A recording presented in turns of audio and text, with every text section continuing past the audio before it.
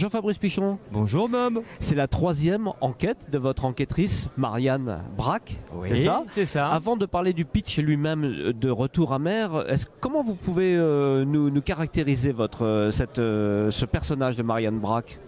Alors Marianne Braque, c'est une femme moderne, 2 fois divorcée, deux ados, et qui essaye de concilier son boulot de flic en commandant des hommes et sa vie de famille.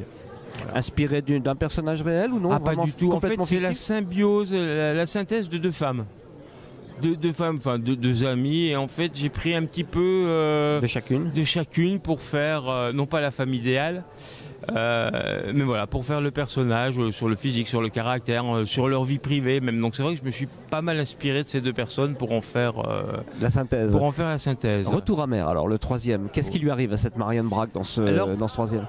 En fait, Retour à mer, le retour de Marianne Braque, c'est vraiment, je veux dire, sous la pression amicale des lecteurs, parce que bon, ils avaient aimé les 2 précédentes, et sur sa précédente aventure, elle partait, c'est-à-dire qu'elle prenait un congé, parce que bon, sa vie était quand même très compliquée. Donc l'idée a été de scinder l'histoire sur deux régions. La première, Concarneau, où elle est en villégiature, voilà. Et puis Besançon, qui est son port d'attache, avec une nouvelle équipe, et d'arriver à faire en sorte que Marianne revienne sur Besançon, donc trouver une intrigue qui permette de manière assez fluide de la faire revenir, voilà. Donc en incorporant toujours une partie de sa vie privée dans l'histoire. Et dans ce cas-là, il faut savoir que Marianne Braque a un lourd passif, c'est-à-dire que c'est une enfant qui a été volée, voilà, à un moment donné, un bébé qui a été volé, et c'est la même chose, elle avait un frère qui lui arrivait la même chose. Donc en fait le but c'est de retrouver ce frère, sachant qu'il y a un enquêteur qui bosse sur le dossier depuis 2 ans, ils ont déjà retrouvé une centaine d'enfants.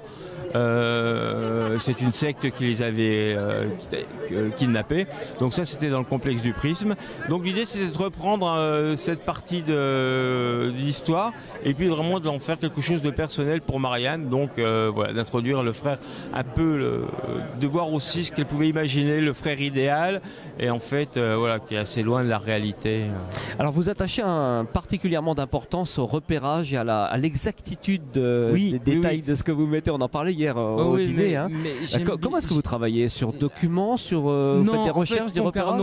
Je connais Concarneau pour y être allé en salon, et puis y aller en vacances. Donc en fait voilà, c'est Concarneau, c'est des réflexions personnelles sur les routes. Il y a quelques clins d'œil que les gens qui connaissent reconnaîtront facilement. Donc voilà, je m'inspire vraiment je prends des notes, et puis pour Besançon c'est la même chose. Donc je m'attache vraiment à ce que à mélanger la réalité des lieux avec la fiction. D'accord. Voilà. Et ça, je trouve ça sympathique parce que ça permet de lecture. D'abord la lecture de l'intrigue, et puis ensuite les gens qui connaissent les lieux s'identifient, et puis la contrainte, c'est qu'il vaut mieux pas faire trop d'erreurs. Quand on est dans ce genre de récit, parce que c'est vrai que les lecteurs qui connaissent, ils pardonnent pas la moindre erreur, donc il faut faire du repérage et être assez précis.